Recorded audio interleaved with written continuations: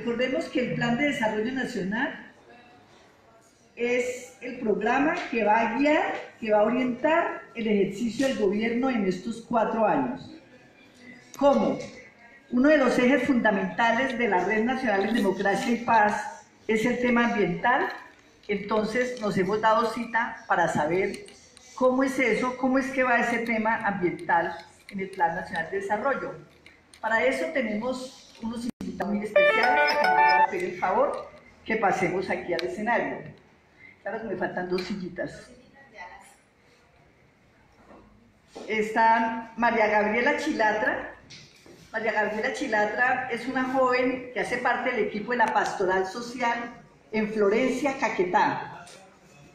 Los chicos que están acá nos ubicamos, ¿cierto? Florencia, Caquetá, al sur del país, una zona donde se ha vivido de manera muy cruenta el conflicto, la guerra que se acaba de negociar con la existencia de las FARC. Está Luis Eduardo Barrios. Luis Eduardo Barrios hace parte del colectivo Azoquimbo. Azoquimbo es una organización que lucha y que ha liderado y ha visibilizado el tema de la construcción de la represa del Quimbo en el departamento de Huila, que ha afectado un importante número de campesinos y ha generado desplazamientos. Tenemos invitado también a Luis Enrique Orduz.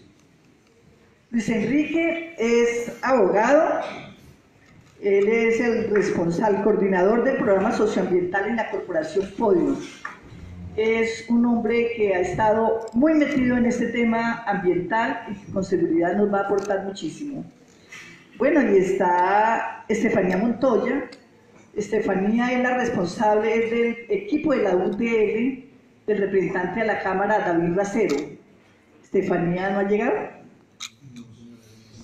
Ah, bueno, Estefanía viene en camino. ¿Qué hacemos? ¿Será que empezamos sin Estefanía? Yo creo que empezamos sin Estefanía y cuando Estefanía venga, la involucramos y la vamos ubicando.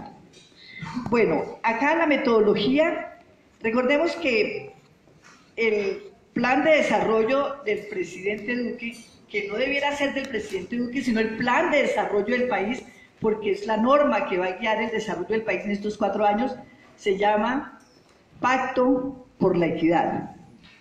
Y le llama a uno la atención que siendo un pacto por la equidad, pues todos los días hayan movilizaciones y cosas que la gente no está de acuerdo con ese pacto. Entonces, un poco como para dejar esa inquietud aquí en los ponentes, ¿cómo es ese pacto por la equidad y cómo es que los ciudadanos del común estamos haciendo ese pacto? ¿Cómo vamos en ese pacto con el gobierno? La metodología, entonces, es la metodología de panel. En primera instancia, entonces, vamos a tener intervenciones, en primera instancia van a hacer una intervención los 2 compañeros que hablan de los procesos sociales que vienen adelantando y cuáles son las afectaciones en el territorio. Tienen para ello 20 minutos. Luis Enrique Orduz, otros 25 minutos, y viene la compañera de la UTL del representante David Racero. La idea es que ellos nos van a hacer una exposición y al final vamos a tener un espacio para preguntas. Nos han dicho que hay 2 personas en el auditorio del equipo que nos van a apoyar para entregarles a quien desee formular una pregunta, una fichita donde la pueden diligenciar, indicar a quién le dirigen la pregunta y luego ellos mismos se las entregan a esas mismas personas y ellos son los que van a consolidarlas para luego dar respuesta por parte de la mesa. Listo, entonces comprendía la metodología, ¿cierto? Entonces María Gabriela, les recuerdo, viene de la Pastoral Social de Florencia, Caquetá.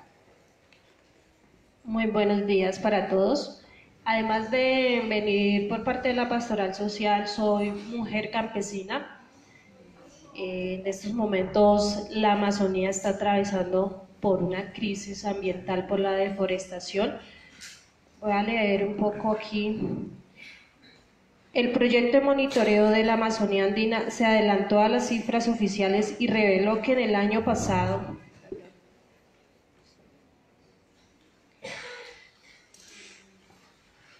perdió 156.722 hectáreas de bosque Estimado que para Rodrigo Botero, director de la Fundación para la Conservación y el Desarrollo Sostenible, queda corto ya que calcula la pérdida de bosque en más de 200.000 hectáreas, una cifra alarmante. ¿Escucha? Sí. Es preocupante. Nosotros hemos venido adelantando procesos desde mujeres rurales porque nosotras somos proveedoras de vida y pues más de proveedoras de vida sabemos el sufrimiento que está padeciendo nuestra tierra y más nuestra Amazonía colombiana. Estamos en pie de lucha en la Amazonía y he venido con este mensaje a la capital que esto nos afecta a todos. La Amazonía es de todos, el aire, el agua, la vida, nuestra tierra es de todos, y si nosotros hoy no comenzamos a cada uno de tomar conciencia en la protección de nuestro medio ambiente, creeremos que nuestra humanidad va a desaparecer. También hemos estado liderando procesos de que las mujeres seamos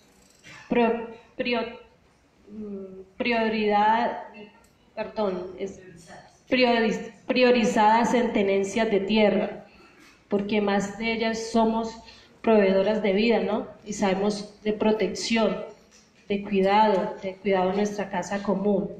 Entonces, con ello soy muy poco para hablar en escenarios, pero redacté algo para darles a conocer. Creo que no es coincidencia que la tierra sea nombre femenino, sino que es la expresión de conexión de la mujer con la tierra. Cada una representa fertilidad, las semillas se siembran en la tierra y alimentándose de esta germina, asimismo los humanos nacemos de la mujer. Las mujeres, especialmente en zona rural, aunque carecen de la tierra como propiedad, son las mayores cuidadoras y cultivadoras. Significa la vida misma.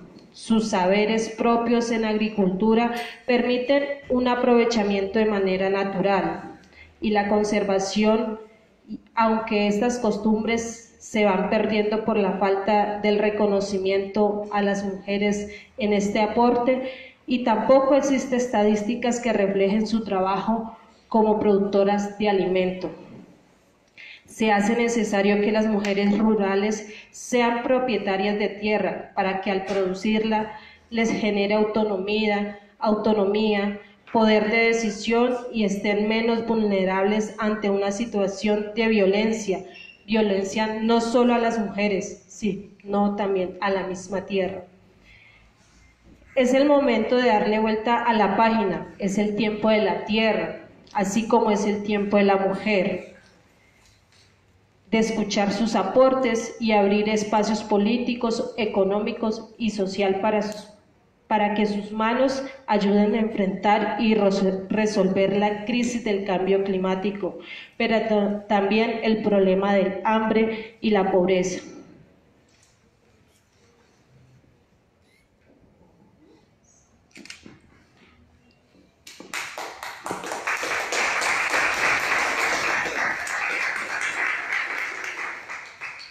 Buenos días a todas y todos, me presento nuevamente, mi nombre es Luis Eduardo Barrios Arias, hago parte de la Asociación de Afectados por el Proyecto Hidroeléctrico El Quimbo del departamento del Huila, una asociación de campesinos afectados por un proyecto que prácticamente vulneró, destruyó y en estos momentos sigue generando unas afectaciones directas a nuestro territorio. Pero nosotros no solo estamos en contra de un proyecto que a veces de alguna forma se ve como una iniciativa aislada, sino que estamos en contra de un modelo económico, extractivista, que despoja a nuestras comunidades de la tierra, pero además que se ecocida, es decir, que destruye nuestros territorios y no nos permite la vida.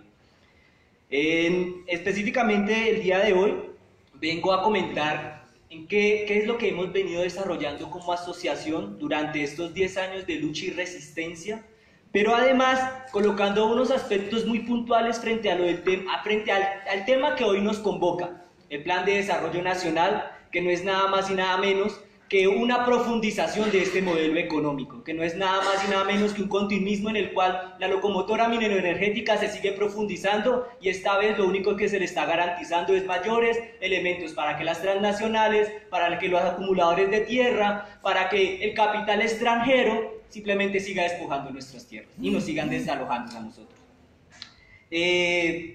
Quiero iniciar manifestando que el proyecto hidroeléctrico El Quimbo se ubica en el departamento del Huila, no es la única represa que existe allí, allí hay otra que se llama la Central Hidroeléctrica de Betania. El proyecto hidroeléctrico El Quimbo se construye 12 kilómetros más arriba hacia el sur, en el Alto Magdalena, inundando tierras de 6 municipios del departamento. Específicamente se inundó 8.586 hectáreas, de las cuales 5.300 eran de producción agrícola, en 6 municipios, de los cuales el 95% hacen parte de la Reserva Forestal Protectora de la Amazonía y del Macizo Colombiano, con 300.000 habitantes, de los cuales, según Engesa, la propietaria del proyecto, 1.537 personas nomás iban a ser desplazadas. De 300.000, solo 1.500. La mayoría vinculados a 8 empresas comunitarias en plena producción agropecuaria, cacao, sorgo, maíz, arroz, nada más se cultivaba. Cuenta con 842 hectáreas de bosque ripario y tropical seco, poblaciones de peces que son básicos para la seguridad alimentaria, 103 especies de aves, 3 especies de reptiles y 3 especies de mamíferos en peligro de extinción: la pacarana, el mono nocturno de manos grises y la nutria neotropical. Su población se caracteriza por su ruralidad y su dependencia de las actividades agrícolas. El departamento del Huila tiene una herencia agrícola campesina. Las tierras y las aguas que fueron delimitadas por la empresa como el área de influencia directa, es decir, lo único que ellos iban a afectar, es decir, estas 8.514 hectáreas, del proyecto hidroeléctrico producían un volumen promedio anual de 30.381 toneladas de alimentos agrícolas, de cacao, de maíz, de arroz, y 2.710 toneladas de producción pecuaria, generando utilidades anuales que rondaban sobre 50.000 millones de pesos, es decir, 27 millones de dólares. Proporcionando además trabajo, sustento y alimentación para más de 15.000 personas de forma directa de la región. Era además una despensa alimentaria que aportaba las necesidades agroalimentarias de muchas poblaciones en el resto del país, pero sobre todo era el lugar en donde habitaban estas comunidades. Este lugar en donde en estos momentos se encuentra bajo el agua. Un segundito. Hace 10 años todo el mundo festejaba que llegara el proyecto hidroeléctrico El Quimbo. Hace 10 años en el departamento del Huila prácticamente toda la población decía: llegó el desarrollo, llegó el progreso, llegó la oportunidad para salir de pobres, llegó la idea de que ahora sí vamos a hacer una civilización moderna, quizás que nos vamos a salir de ese tercermundismo, porque es que ahorita sí viene la inversión de esa gente que sí tiene plata, que sabe para dónde vamos. Hace 10 años el gobierno nacional, el departamental, los municipales, los gremios económicos, los partidos políticos sin excepción alguna, los diputados, concejales, las asociaciones exportadoras de tilapia que controlan la represa de Betania, los contratistas, los periodistas, mejor dicho, todo el mundo celebraba que llegó el proyecto hidroeléctrico El Quimbo.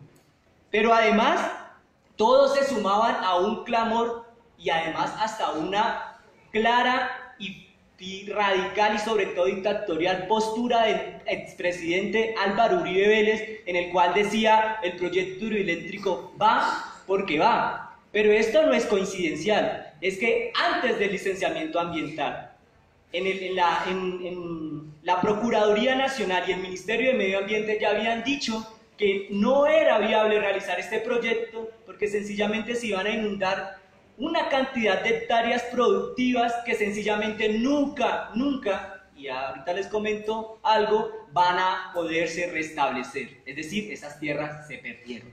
La producción, esas 50.000 millones de pesos que se generaban anuales, se perdieron. Y ese dichoso desarrollo, que se supone que iba a suplir toda esta cantidad de producción y de trabajo, pues se perdieron.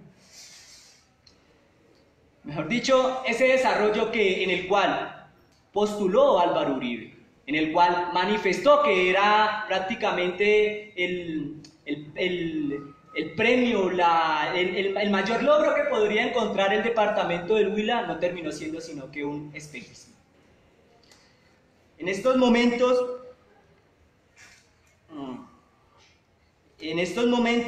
después de 10 años, específicamente el 15 de mayo del 2019, discúlpenme, me devuelvo un poquito, Álvaro Uribe les dijo, va porque va. No existía una autoridad que en estos momentos prácticamente todo el mundo la conoce, que es la Agencia Nacional de Licencias Ambientales. Antes se supone que el licenciamiento de los proyectos extractivos de gran escala lo realizaba directamente el Ministerio de Medio Ambiente, y antes de existir el permiso por el cual...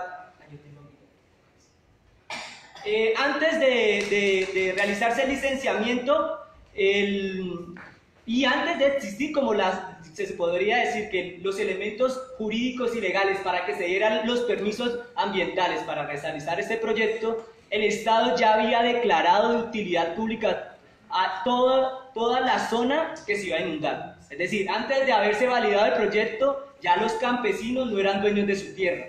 Ya los campesinos no podían acceder a créditos, ya los campesinos se les estaba desalojando sin ni siquiera haberse aprobado el licenciamiento. Hoy, el licenciamiento ambiental se da el 15 de mayo del 2009 y hoy, a pocos días de cumplir ya 10 años de haberse realizado ese licenciamiento, todo el mundo nos da la razón. En el departamento del Huila, quien llegue a hablar de represas es sancionado públicamente. En el departamento del Huila, quien llegue a decir es que las represas son desarrollo, en esos momentos prácticamente que la comunidad en una sola voz se puede levantar y decir eso es negado, eso es mentira, eso es una total y completa farsa. Y esto no es producto de que sencillamente se les ocurrió, se les iluminó la cabeza, sino que es el producto de una resistencia de 10 años en el cual el proyecto hidroeléctrico del Quimbo se ha vuelto un ejemplo para las comunidades de nuestro territorio, pero no solo para estas, sino a nivel nacional. ¿Por qué colocar el proyecto hidroeléctrico del Quimbo como un punto de referencia? Porque es que y porque de alguna forma también representa un proyecto directo del modelo extractivista financierista que nosotros llamamos también por despojo. Es que solo es un proyecto de la actual locomotora mineroenergética, pero además de toda esta supuesta inversión extranjera, en donde en estos momentos nuestro departamento del Huila, que no es ajeno a la dinámica nacional, se está profundizando en otros proyectos. Específicamente en un documento realizado por Hidrochina, se establece que el potencial para producción de energía del río Magdalena es altísimo y que nosotros sencillamente somos unos ignorantes que no estamos sabiendo aprovechar esas producciones energéticas, y no más para el departamento del Huila. Aparte de las 2 represas que se tienen proyectadas de realizar 7 más. Pero además de esto, en esa misma intención de posicionar la política mineroenergética como quizás el primer renglón en el cual se debería dedicar la economía colombiana, en el departamento del Huila se están...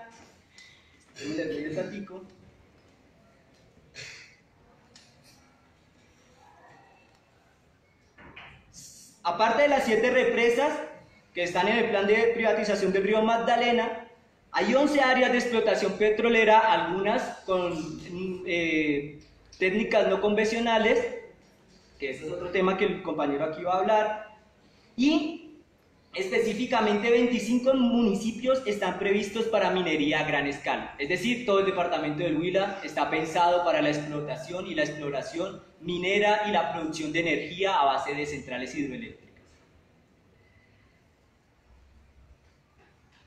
nuestra experiencia nos deja algo claro, y creo que es un compartir a nivel nacional: la movilización constante, la lucha permanente, la organización de las comunidades y la real y sentida presencia de las comunidades en nuestros territorios, que en estos momentos nos han dejado, más que decir vamos a construir nuestras propias autonomías, nos han dejado en la idea de que en estos momentos nos toca hasta permanecer en nuestros territorios, es lo que de alguna forma nos está dando los grandes logros que todavía pues tenemos. Finalmente quiero manifestar algo en relación con el plan de desarrollo y con esta, digamos que arremetida de proyectos mineroenergéticos. Claro, el proyecto hidroeléctrico El Quimbo, nosotros hemos hecho innumerable cantidad de acciones jurídicas, hemos hecho innumerable cantidad de acciones de movilización, y en estos momentos el gran logro es que todo el mundo dice, no, si ustedes tienen razón, pero de todas maneras se sigue facilitando todo para que la multinacional Enel, la transnacional Enel, pues tenga sus garantías jurídicas. Sucede similar con estos otros proyectos en los cuales en el Plan Nacional de Desarrollo concretamente se le está dando una garantía adicional que se viene dando por medio de sentencias, por medio de una propuesta en el tema también legislativo, en el cual se nos quiere quitar hasta lo mínimo, que realmente es muy mínimo, en la posibilidad de decidir sobre nuestros territorios.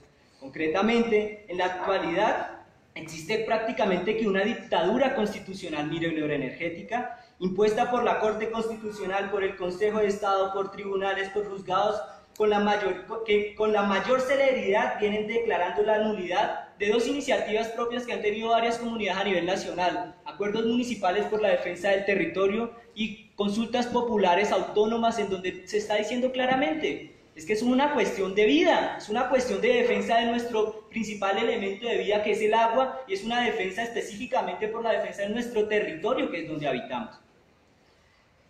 Y además, algo que tiene este plan de desarrollo, que hay que mirarlo también con lupa y muy fuerte, es que en estos momentos no solo se trata de garantías legales, sino que también se trata de garantías militares en los territorios. Prácticamente con el proyecto hidroeléctrico El Quimbo vivimos algo que se llamó la militarización con batallones mineroenergéticos, y estos, aunque no son legales, se implementan. En el plan de desarrollo sí se ve como una garantía de seguridad a las transnacionales. Es decir, las transnacionales tienen un problema que es real, la gente se moviliza y de frente van y bloquean y van y hasta queman maquinaria. Pero entonces para ellos eso es una inseguridad, y se supone que el Estado tiene todas las garantías legales para darle la seguridad. La comunidad en estos momentos pues sencillamente se ha visto prácticamente que cercenada de sus derechos, y en estos momentos hago ya finalmente un llamado a los que nos escuchen y a los presentes de que la movilización y la lucha por la defensa de nuestros territorios, el agua de la vida, debe permanecer, debe ser constante, debe sumarse, y deben los que estamos acá, ojalá desde nuestras propias territorialidades, hacer acciones en este sentido. Muchas gracias.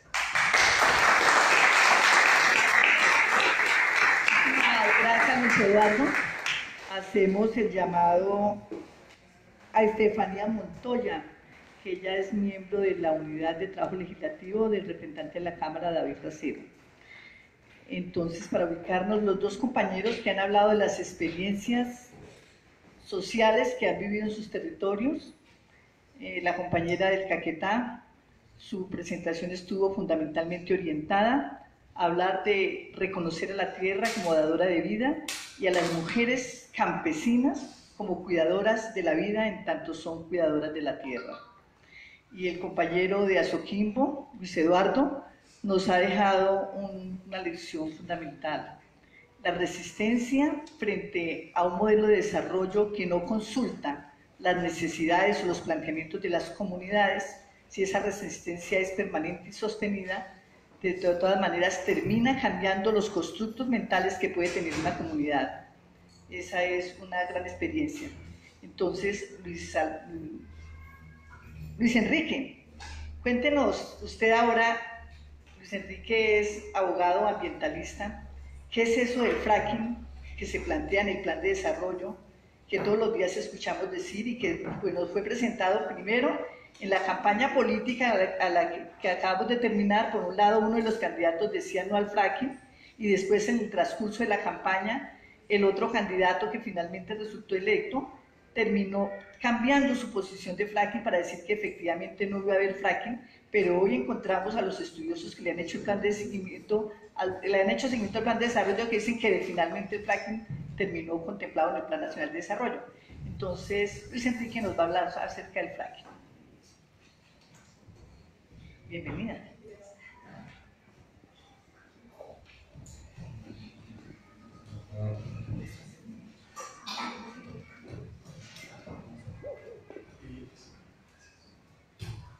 Bueno, buenos días. Mi nombre es Luis Enrique Orduz. Como lo decía ahora Belén, yo hago parte de un equipo que acompaña ahora unas comunidades en donde se ubican los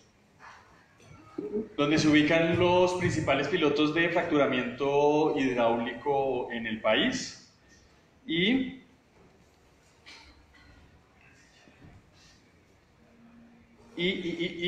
Tranquilos, que no manda el público.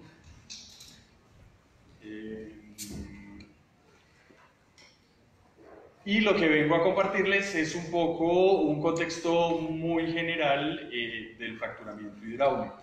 La idea es que aquí salgamos con nociones básicas de qué es el fracturamiento hidráulico, de qué es la energía extrema, de cómo está el contexto en política pública y en el marco legal en el país, de cuál es el escenario de aquello que han llamado proyectos pilotos de investigación o PPIs, de qué ha dicho aquella comisión de expertos que ha sido tan mencionada en los medios de comunicación, ya le dije, los principales proyectos, en dónde se ubican, pero también hacerles una invitación a lo que ya comentaba el compañero que me antecedía en la palabra, frente a la necesidad de tres cosas fundamentales, ¿sí? Una es a que nos informemos, ¿sí?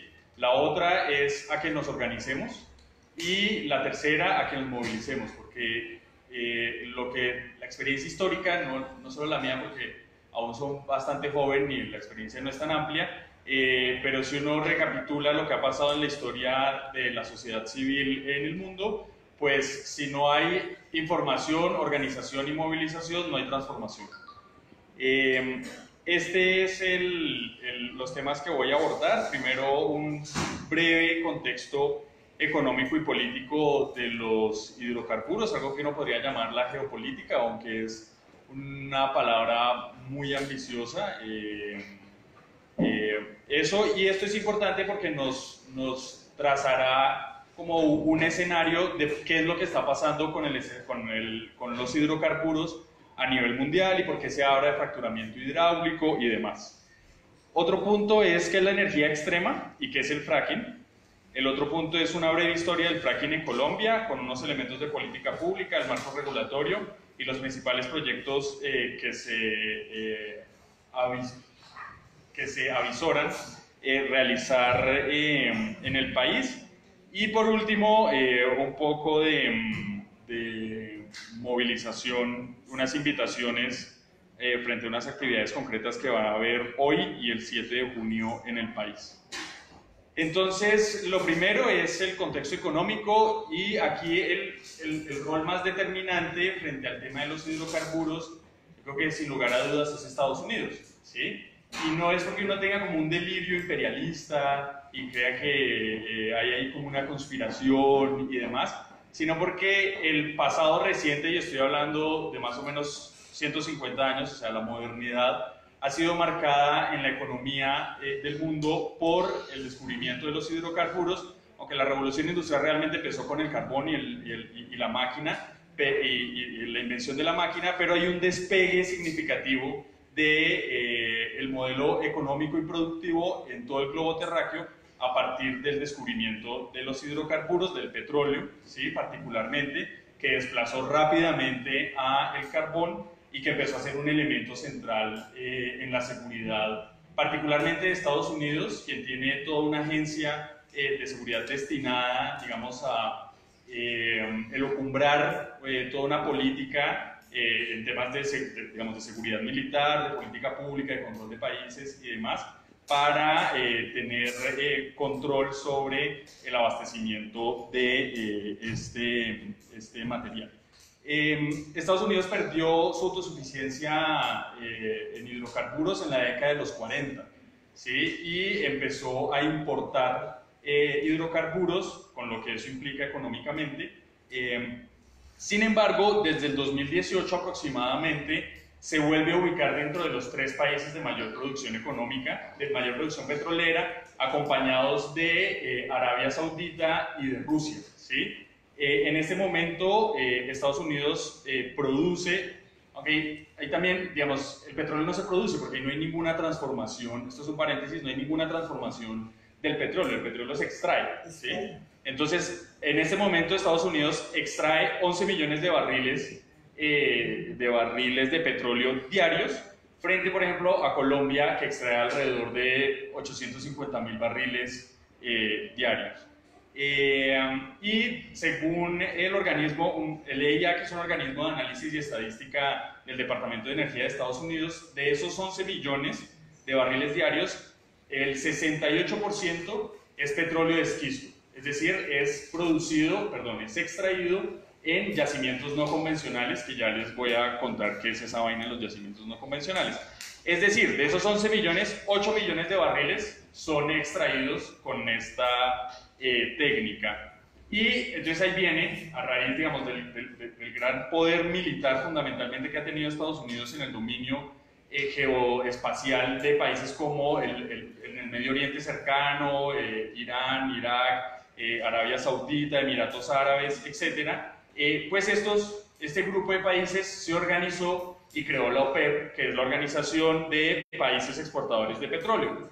Y ellos lo que intentaban hacer era un contrapeso a pues el gigante económico y militar que representa Estados Unidos para controlar los precios del mercado con una técnica muy de economía básica, que es la oferta y la demanda. Cuánto petróleo le meto yo al mercado y eso cómo me ayuda a mantener los precios.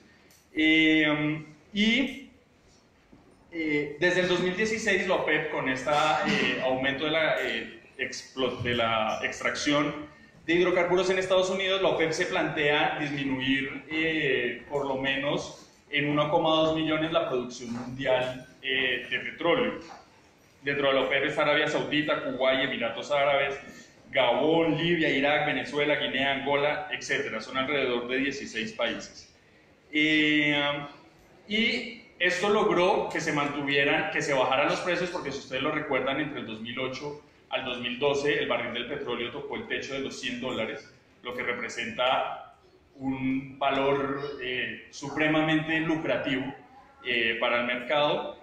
Y esto de la OPEP logró bajar los precios del petróleo, incluso tocando el techo de los $40, aunque según lo que leía para preparar eso también tiene otra explicación frente a una dinámica geopolítica de cuál es la principal amenaza que ve Estados Unidos hoy en materia económica frente a China y la relación que juega ahí Emiratos Árabes Unidos. Y esas cosas que los invito a leer. Yo simplemente googleé ayer geopolítica de los hidrocarburos, leí 5 artículos del 2014 para acá y ahí hay información bastante interesante. Y entonces, con esta, esfuerzo de la OPEP por disminuir los precios del petróleo, Estados Unidos otra vez vio cómo disminuía la rentabilidad del hidrocarburo y empezó a aplicar políticas o sanciones económicas, y es allí donde uno explica o donde encuentra parte de la explicación de por qué las sanciones económicas a países como Irak, como Irán y como Venezuela. ¿Sí? Fundamentalmente a estos 3 países es donde Estados Unidos ha planteado sanciones económicas, y las sanciones económicas, claro, es a su merced, que es el exportador, pero la sanción me la aplican a mí por comprarle a usted. ¿Sí? Entonces, por ejemplo, si Alemania, Francia, Italia, España, Portugal, etcétera, le compra a Irán, la sanción económica es representada a estos países. ¿Sí? Entonces, porque no tienen cómo apretarlo al compañero, porque digamos, es una república independiente y autónoma. Entonces aquí viene el tema del equilibrio de la producción del hidrocarburo. ¿Sí? Para la explotación o para que sea rentable hacer fracturamiento hidráulico en yacimientos no convencionales, se necesita que el barril de petróleo oscile entre los 40, 45 a 50 dólares. Más abajo representa pérdidas. Y resulta que los yacimientos convencionales en Irak son rentables con un precio del barril de petróleo a 13 dólares.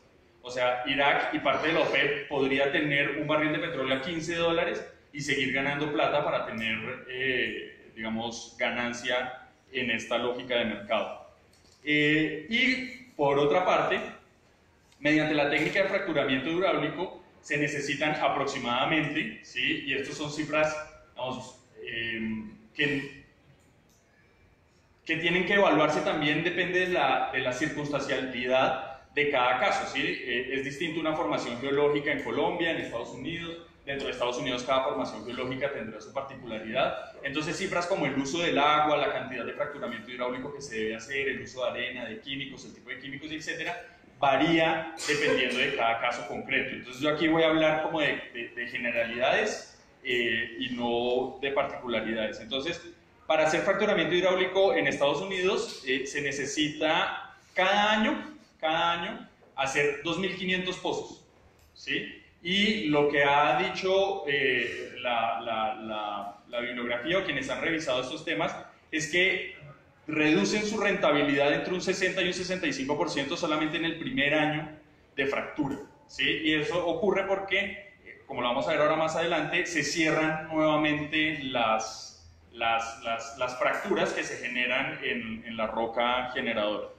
Entonces, 2.500, ¿sí? Pozos anuales para poder mantener una producción de 1 millón de barriles en una área, en un yacimiento en el estado de Dakota del Norte. Mientras que Irak, ¿sí? Solamente necesita hacer 60 pozos para tener los mismos 1 millón de barriles.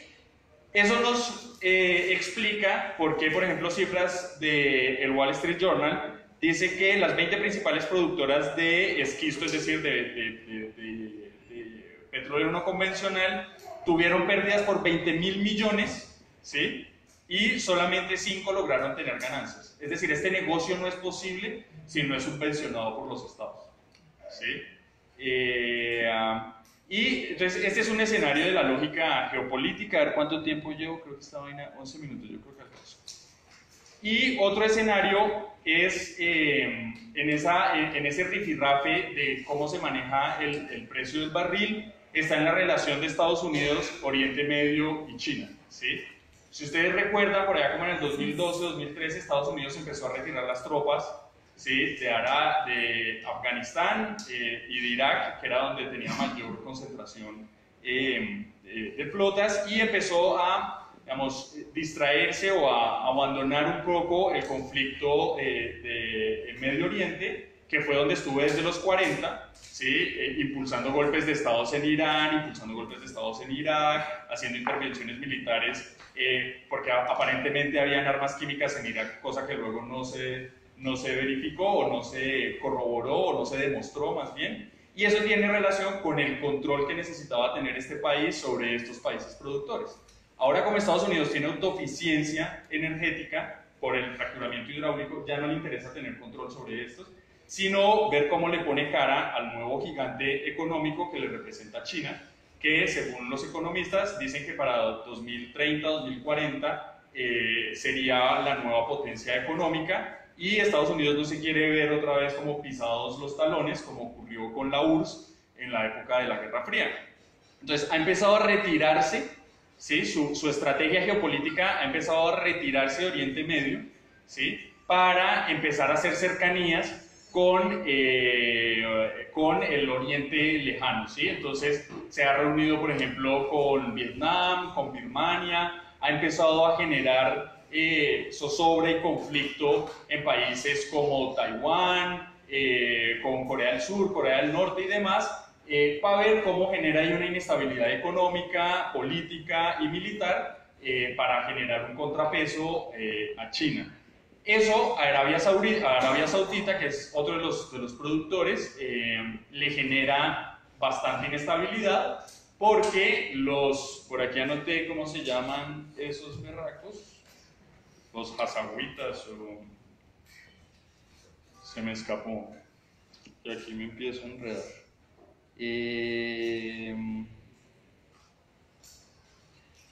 Ya, los wahabitas, ¿sí? Que es la monarquía que reina en Arabia Saudita. Tiene susto de que con el retiro de la fuerza geopolítica de Estados Unidos de Oriente Próximo haya un refortalecimiento de los chiíes, ¿sí? de Irán. Entonces, Arabia Saudita lo que hizo en el 2013 fue abrir el chorro, ¿sí? de petróleo, inundar el mercado con hidrocarburos para que nuevamente el precio del hidrocarburo bajara a $40, que fue lo que ocurrió en los últimos años, y Estados Unidos tuviera ahí un poco de desestabilización económica. Son cosas que uno no puede, digamos, pasar de lado porque definitivamente es lo que marca el contexto actual colombiano. Puchica, es lo que marca el contexto actual colombiano. Y ahora, quedándome 10 minutos, esta es una imagen que muestra los alrededor de 1 millón de pozos que se han realizado en Estados Unidos. Y ahora sí entro en materia concreta frente a qué es la energía extrema. Entonces, la energía extrema es una categoría que ha sido creada por investigadores sociales para caracterizar un nuevo tipo de explotación de hidrocarburos que no solamente tiene que ver con la característica del hidrocarburo, es decir, si es convencional o no convencional, sino también con el tipo de explotación y las implicaciones que eso implica, valga la redundancia. Entonces, esta energía extrema quiere decir ir a grandes profundidades en el mar. Ejemplo de eso es el Presal en Brasil, ¿sí? En donde tienen que, ahora no me acuerdo de los datos, pero que son como 6 kilómetros, como 3 kilómetros de profundidad de agua y luego como 2 kilómetros en profundidad de un manto de sal, o en el Golfo de México, o los yacimientos no convencionales, o la explotación de arenas bituminosas que se hace en Canadá y en Alaska. Y eso representa pues mayores riesgos, mayores impactos, incluso mayor inversión de energía. Ya no se destina el mismo barril de petróleo, ya no produce, esto es una cifra inventada, pero digamos en los 40s, en los 80s, con un barril de petróleo usted extraía 10 barriles de petróleo, ¿sí? Es decir, ¿cuánta energía necesita usted para sacar ese barril de petróleo? Hoy día casi que la relación en arenas bituminosas es un barril de petróleo para sacar un barril de petróleo, ¿sí? Por la cantidad de trabajo y de esfuerzo que se debe invertir. Y los yacimientos no convencionales, tenemos el gas y el petróleo en arenas y carbonatos apretados, el gas metano asociado a mantos de carbón, el hidrato de metano, las arenas bituminosas y el gas y petróleo de lutitas. Eso es lo que se llama el shale gas y el shale oil, que es lo que principalmente hay acá, aunque también hay gas metano asociados a mantos de carbón. Incluso ya hay, fracking en Colombia, lo hace la Drummond después de un litigio grandísimo entre la Drummond y el Cerrejón por unos mantos de carbón que hay en el centro del Cesar. Y luego viene, ¿qué es el fracking? ¿Sí? Pues el fracking es la extracción. El fracking es una técnica que se viene implementando incluso desde 1854, creo que era lo que decía el documento, 1864, pero la particularidad de esto es que se realiza en yacimientos no convencionales. Entonces, ¿qué es esa joda del yacimiento no convencional? ¿Sí? Es lo que se ha denominado roca generadora, ¿sí? Es como la madre del petróleo. Está, en la siguiente imagen se ve, ¿sí? Está, vamos a parar. Esto que dice acá, conventional oil, es el hidrocarburo convencional que se encuentra en una superficie de aproximadamente o relativamente cercana al manto de la Tierra y demás. Esos yacimientos son los que se han ido agotando, ¿sí? Y lo que tienen que ir es a profundidades mucho mayores, ¿sí? En donde se encuentra la roca generadora, es decir, de donde ha podido fluir el hidrocarburo para llegar a estos, que los llaman bolsones, los geólogos, ¿sí? En donde se ha acumulado el hidrocarburo convencional. Pero lo que ocurre es que esas rocas de esquisto no tienen porosidad, es decir, el hidrocarburo no puede fluir como normalmente fluye por el convencional, por lo que ha pasado durante los últimos casi 200 años o 150 años. Entonces, para eso, primero se tiene que llegar hasta 12.000, y digo hasta, porque puede ser menos, dependiendo de la formación geológica, hasta 12.000 pies de profundidad, ¿sí? Y después hacer perforaciones horizontales para aumentar el área de contacto, ¿sí? Y mediante el uso de grandes cantidades de agua, que ahorita están las cifras por ahí, de grandes cantidades de agua y de una presión ni la hijo de madre, ¿sí? Fracturar la roca, ¿sí? Entonces, como yo se lo pregunté a un geólogo y me dijo que este ejemplo no era demasiado preciso, pero creo que para nosotros, que gente, digamos, del común, nos sirve para ilustrar. Es más o menos, el hidrocarburo se encuentra en una piedra pómez, ¿sí? Es una roca que uno conoce, en una piedra pómez que sí tiene unos huequitos que son muy chiquitos, y lo que hacen es romper eso, y la arena que se usa es para mantener la abertura, la fractura. Entonces la arena llega y se ubica en esas microfracturas, y los químicos luego se utilizan para, digamos, para que no haya contaminación, para mantener la fluidez, para lubricar el tubo, etc. Estas son las cifras de lo que algunos estudios dicen que hay de reservas en yacimientos no convencionales en Colombia, casi todo ubicado en el Magdalena Medio, y algo en el norte del país, ¿sí? Eso es. Igual, esta presentación la montaremos en la página de Podium, donde la podrán descargar. Y luego viene, pues, qué ha hecho el Estado colombiano para, digamos, mantenerse alineado a la política extractiva casi que mundial. Uno es el COMPES, que es el Consejo de Planeación Económica y Social, palabras más, palabras menos, que en el 2008 recomendó a la Agencia Nacional de Hidrocarburos y al Ministerio de Minas y Energías consolidar un marco normativo, contractual y técnico para la asignación de los derechos de exploración y explotación de gas metano en depósitos de carbón. Hasta el momento ahí solo se hablaba de gas metano, no se hablaba de lutitas, ¿sí? De hidrocarburos en lutitas, sino solamente de gas metano, porque, como les digo, ya había una disputa muy fuerte entre el Cerrejón y la Drummond por unos mantos de carbón, por unos mantos de gas, por un gas en unos mantos de carbón en la explotación que hace la Drummond en el centro del Cesar. Y luego viene todo un desarrollo normativo, ¿sí? Lo que también resulta, digamos, un poco preocupante, porque no hay como una, digamos, ahora Estefanía, que ha tenido experiencia en el Congreso, es distinto hacer hay 24 tipos de normas en el país, ¿sí? Hay leyes marco, leyes orgánicas, leyes ordinarias, leyes estatutarias y un largo etcétera, ¿sí? Entonces, en vez de hacer creo que esto se haría mediante una ley orgánica, en vez de hacer esto, la reglamentación mediante una ley que pase por una discusión en el Senado, que tenga todos los componentes y demás, se ha hecho mediante resoluciones fraccionadas que han expedido las agencias del Estado, ¿sí? Restándole debate en el Congreso, restándole incluso responsabilidad y una mayor rigurosidad en cuanto a todo el componente normativo. Primero se expidió una resolución en el 2012 donde estableció los procedimientos para la exploración y explotación de yacimientos no convencionales. Pero cuando uno revisa esa resolución es una vaina como de 3 páginas, ¿sí? Luego viene un decreto en el 2013 en donde, digamos, se retoma la resolución anterior y se robustece un poco.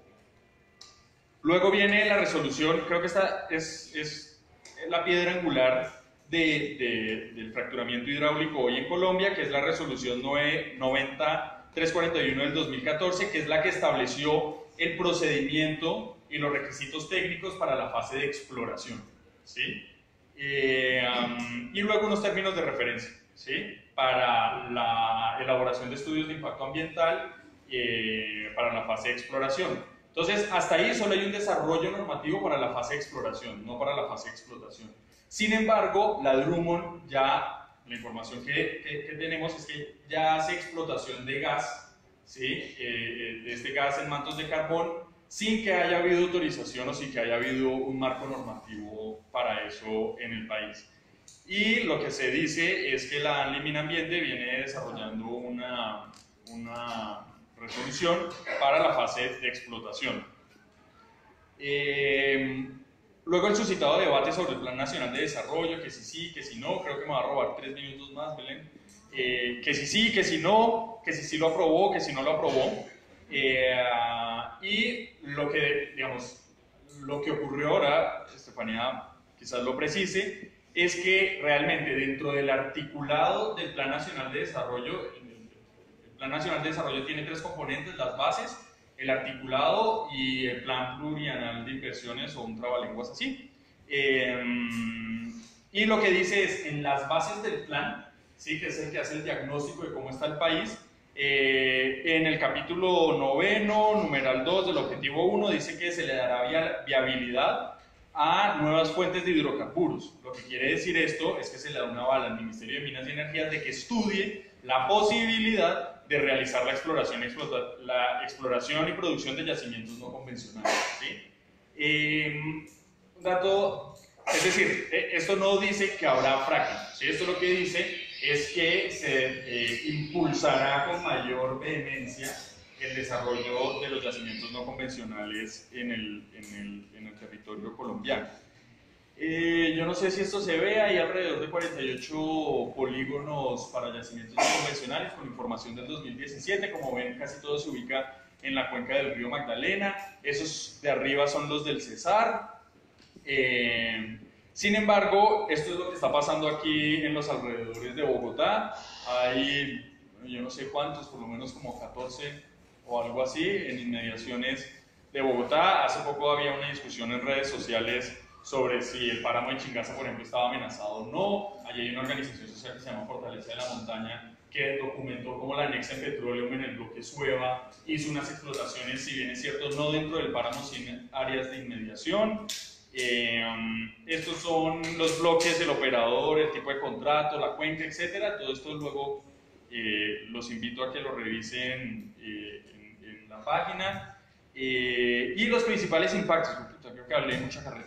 Estos son los principales impactos socioambientales por los cuales nos oponemos, ¿sí?, al fracturamiento hidráulico, y esto es tomado del último informe de la Contraloría, ¿sí?, que fue entregado en febrero, marzo de este año. Uno es la sismicidad inducida, ¿sí? Eso quiere decir que el problema no es cuando se hace el fracturamiento abajo de la roca, sino que la inyección de esa cantidad de agua y de presión puede activar fallas geológicas que están circunvecinas a donde se hace el fracturamiento. Entonces, por ejemplo, en una parte de Estados Unidos, que por acá tengo anotado pero no tengo tiempo de buscar, se presentaron alrededor de 2000 sismos, ¿sí?, con una escala no superior a 4.5 en la escala de Richter, en una zona donde no se había presentado esta sismicidad.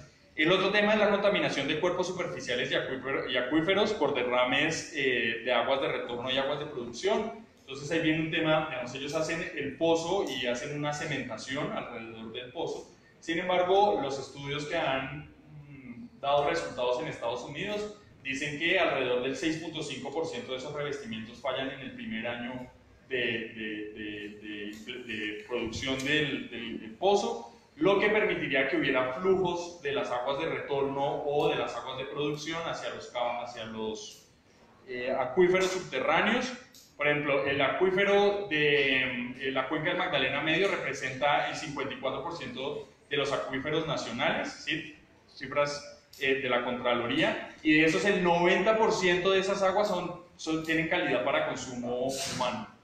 Eso es lo que está en juego, ¿sí? El otro es la contaminación de los acuíferos por la conexión de fracturas. Entonces puede quedar agua en esta fractura que luego, después de los años, ¿sí?, va a migrar a otro acuífero. El otro es la inadecuado abandono de pozos, y el otro es el fallo en el control y seguimiento de la cementación de los pozos. Y la comisión, luego también ha sido muy sonada una comisión de expertos que contrató el gobierno nacional, presenta que para que haya un primer desarrollo de yacimientos no convencionales se deben cumplir por lo menos 4 cosas. Una es el licenciamiento social, eso ya lo habló acá el compañero, cómo ha sido cercenada la participación de las comunidades. El otro es una línea base de información de ecosistemas, hidrogeológica y de sismicidad. El Valle Magdalena Medio, bueno, ahí no está, pero es aún, a pesar de después de 100 años de explotación de hidrocarburos en Barranca y sus alrededores, aún es el corredor del jaguar, aún tiene áreas protegidas, aún tiene gran biodiversidad en el país y aún hace parte de uno de los biomas más importantes que tiene la humanidad. El otro es cumplir la ley de transparencia y acceso a la información, lo que parece casi un chiste, ¿sí? Y el otro es un fortalecimiento institucional, es decir, no hay instituciones capacitadas para poder hacer seguimiento y control a la cantidad de pozos y de proyectos extractivos. Ejemplo de ellos es Hidroituango. Y por último, una invitación a que nos informemos, nos organicemos y nos movilicemos. Acá está el nombre de 3 de las plataformas socioambientales de organización que yo conozco, no quiere decir que sean las únicas: el Movimiento Nacional Ambiental, la Alianza Colombia Libre de Fracking y el Movimiento Ríos Vivos de Colombia. Los invito a que busquen en internet, a que sigan sus páginas en redes sociales y demás. Por último, una invitación: hoy tendremos al mediodía frente a la ANLA un plantón en apoyo al Comité Ambiental de Santurbán, que está luchando en contra de Minesa porque amenaza el páramo de Santurbán. Y el otro es una marcha carnaval que se espera realizar el 7 de junio a nivel nacional. Aquí luego espero completar algunas fuentes para que ustedes puedan seguir investigando, y muchas gracias por su tiempo.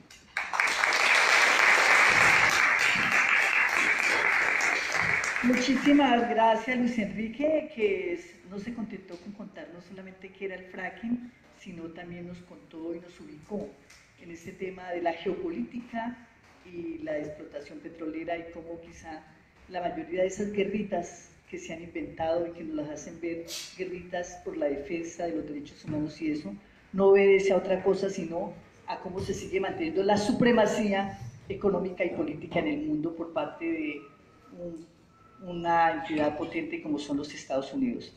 Comprendimos que el fracking entonces viene para hablarnos de él en el país desde el año 2008, y miren ustedes que apenas hasta ahorita nosotros empezamos a enterarnos de qué pasa, qué es eso del fracking. De acuerdo a lo que él nos comentó ahí, de normas, acuerdos que iban saliendo 2008, 2012, 2014, hasta cuando ya hoy hay quienes están incluso explorando de esa manera. Muchísimas gracias, y por supuesto nos invita y nos recuerda de nuevo que la movilización permanente es lo único casi que tenemos hoy para podernos anteponer hasta eso. Entonces, Estefanía, tú que te la pasas por allá en esos pasillos del Congreso de la República y que sabes cómo va eso del plan de desarrollo, ¿cómo es eso del pacto? ¿Por qué? El pacto por la equidad que ha hecho el gobierno, si eso efectivamente es un pacto por la equidad hecho con las comunidades, ¿cómo es esa cosa? Bueno, muchísimas gracias, muy buenos días para todos y todas. Bueno, yo agradezco la invitación, el espacio de poder debatir estos temas, que son temas que tienen cada vez que salir más. El grueso de la opinión pública, apropiarse de ellos, cambiar el sentido común de lo que general y permanentemente nosotros pues debatimos en nuestras charlas familiares, lo que son los temas de diálogo cotidianos, para empezar a quedarse allí, a tener raíces allí. Yo hago parte de la unidad de trabajo legislativo del representante a la Cámara, David Racero. Él es representante por la ciudad de Bogotá de la coalición Decentes. La coalición Decentes está integrada por la Colombia Humana, por la UP, además pues la ASI. Ahí ustedes están viendo un tema con el senador apodado Manguito, ¿sí?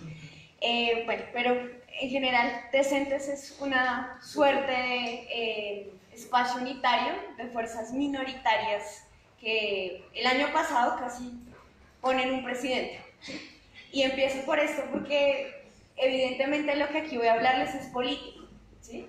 Y hace parte de la idea que el bloque de gobierno pues, liderado por Iván Duque y las bancadas, le proponen, y ya no le proponen, sino que ya es ley, ¿sí? Ya es ley orgánica desde el pasado 2 de mayo al país. Eso es, ¿sí? Si la historia fuera distinta, hoy estaríamos haciendo otro plan de desarrollo. Y yo quiero empezar por eso porque el llamado que hacía Lucho es muy importante. La movilización es clave, fundamental. Ahí está la vida de la sociedad, pero también la toma de decisiones en escenarios políticos cada vez viene siendo más importante.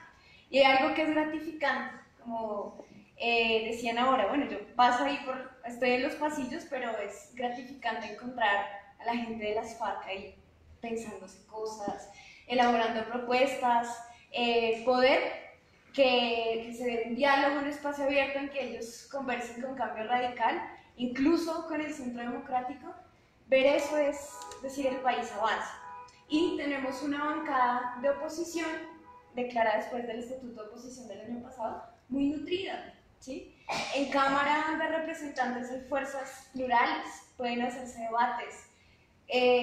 La Cámara nos ayudó a salvar la JEP y por ese lado, pues el tema de las objeciones, vino la presión en el Senado.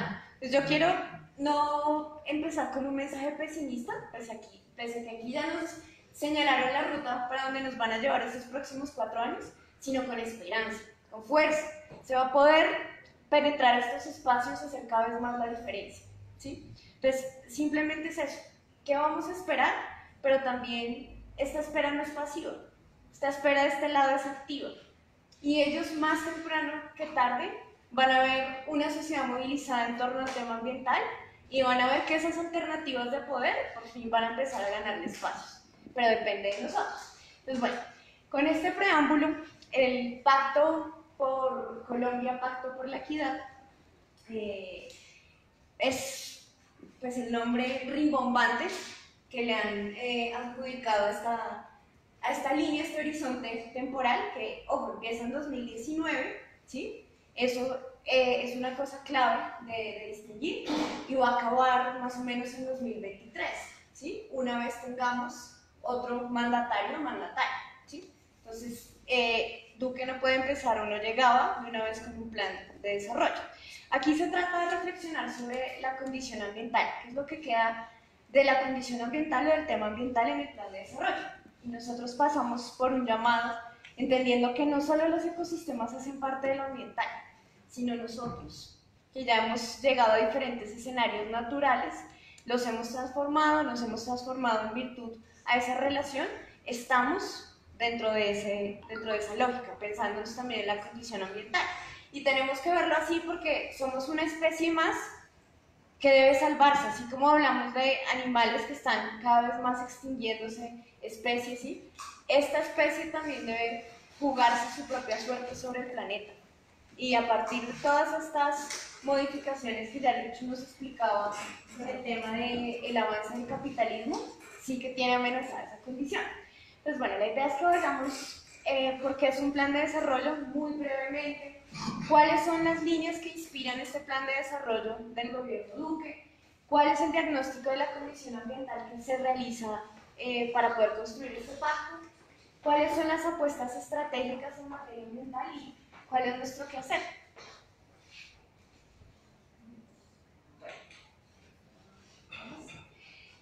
Aquí ya lo hemos adelantado, pues es un instrumento formal y legal que se traza en el que se trazan los objetivos del gobierno nacional. Ese es básicamente el plan de desarrollo.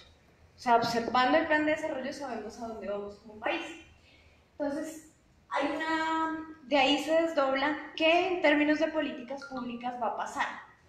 ¿Qué va a pasar con la familia? ¿Qué va a pasar con los niños? ¿Qué va a pasar con el agua? ¿Qué va a pasar con los residuos? ¿Qué va a pasar con todo? Pasa por todo lo que es cuestión pública en el país. Entonces ya hablábamos de 3 componentes que tiene el plan, las bases del plan en la parte general, que siempre es un texto muy extenso. En esta ocasión superó las 1000 páginas y es una reflexión filosófica, donde se para el gobierno para poder hacer la planeación. Y es clave. Si yo identifico que existe un conflicto armado y que ese conflicto armado me generó X cantidad de víctimas, ¿sí? Voy a decir, necesito reparar esas víctimas, ¿sí? Si por el contrario digo, no, la ley 1448 del 2011 es una ley que no generó muchos avances, si hago una crítica a eso, voy a tener como resultado otra cosa muy distinta a reparar las víctimas. No quiere decir que no se reparen las víctimas, quiere decir es que el enfoque va a ser distinto. Entonces, en este enfoque, el gobierno concluye qué es lo que necesita el país. Ya vamos a ver eso. Tiene un plan de inversiones públicas, que es cómo cada año va a irse destinando la plata para hacer los programas y proyectos del plan, si es el sistema general de participaciones, si es el presupuesto general de la nación, cuánto aporta regalías. Tiene un articulado. Ese articulado es sobre el que debate el Congreso, introduce modificaciones, etcétera. Sobre las bases también, por supuesto, y sobre lo otro, claro, pero es fundamentalmente en el articulado donde está el corazón del trabajo del Congreso. Pues lo formula el Departamento Nacional de Planeación, en coordinación con ministerios, entes territoriales, demás departamentos administrativos, ¿sí? Formulan las bases y la propuesta de articulado llega al Congreso. En el Congreso se asignan las comisiones unos ponentes, ¿sí? Yo les cuento todo esto porque tuvimos pues, la oportunidad de aprendizaje de ser ponentes, ¿sí? Elaboramos una ponencia negativa a este plan y N propuestas, pues que como era de esperarse, no fueron consideradas. Pero bueno, a nosotros nos va enseñando, nos va haciendo escuela cuando nos llegue el momento. Vamos a saber hacer un plan nacional de desarrollo. Por lo menos que esa sea la posibilidad de decirle a la gente eso, ¿sí? No es unánime, no, ahí hubo debate. Desde que entramos, febrero, fueron debates muy intensos tratando de ajustar algunas cosas en cosas que se ajustan, no todo es pérdida. ¿Cómo se hace con la ciudadanía? Se hicieron unas mesas departamentales por temáticas, mujeres, iba la sociedad civil, ese sector llamado sociedad civil, iban las empresas, iban actores representativos de los territorios. El gobierno direccionó cómo recoger las propuestas a través de los talleres Construyendo País y construyó una página web para recibir los aportes. Es interesante porque el epíteto, ¿por qué llamarlo pacto? ¿Sí? Este gobierno tuvo la pretensión de decir que en un amplio proceso participativo la gente definía para dónde iba, ¿sí? Entonces, hay varias, aquí no es el tiempo y no nos quedaríamos ahí en eso, varias denuncias de cómo la participación fue direccionada. Hay algunos de Noticias 1, ¿sí? Ustedes pueden ver videos que se le permitía decir a la gente y que no. Y bueno, de tal suerte que hay muchas cosas que quedaron en el articulado que no reflejan lo que la gente quiere en los territorios, que esa es la conclusión al final. Bueno, este plan nacional tiene inversiones públicas por 1.096 billones. Eso es lo que se maneja para poder tener el país un horizonte, un rumbo en los próximos 4 años. Yo aquí voy a sacar los que competen o se relacionan mediana o específicamente con el tema ambiental. El cuarto pacto es el pacto por la sostenibilidad y aquí una sugerencia, este es el nuevo mantra del país en los próximos 4 años, producir conservando y conservar produciendo. Sí, es así de fácil. Pero bueno, es que hay afectaciones en el páramo sin minería, estamos en esto, ¿sí? Desde allí la consideración, ya le decía Lucho, hay toda una movilización por el Santurbán, pese a que se está en el debate de limitar el páramo, caprichosamente se cree que el páramo acaba en una línea, ¿no? Y que lo que sigue, que es el bosque altoandino, no se va a ver afectado, como si la naturaleza pues obedeciera a sus límites caprichosos, si las afectaciones no fueran en cadena. Entonces, ese es el nuevo mantra. Este pacto va a tener 12 billones para su desarrollo. Aquí un llamado y es, esto aquí ahorita mostramos unas incoherencias que quedaron en el articulado. Comprometerse con mitigar el cambio climático es una cosa fundamental en el mundo, por supuesto en el país también. Cuidar, sí, ahí empieza uno a ver las contradicciones. La biodiversidad y la riqueza natural, como, ojo, miren, estos términos empiezan a darle a uno ya el horizonte. Activos estratégicos. Cuando yo digo que la naturaleza es un activo, quiere decir que es susceptible a que me genere ganancia, riqueza, ¿cierto? Sí, claro, es el capital natural, pero puesto en otras palabras. Colombia resiliente, conocimiento y prevención de la gestión de riesgo de desastres y adaptación al cambio climático. Todo esto tiene adaptarnos, aprender como país, cómo es que vamos a enfrentar tragedias como la de Mocoa. Si es que acaso los territorios van a empezar a pensarse en la lógica del riesgo, ¿sí? Y cada vez más riesgo, gestión del riesgo y cambio climático van a ser dos realidades que nos limiten a las sociedades humanas, ¿sí?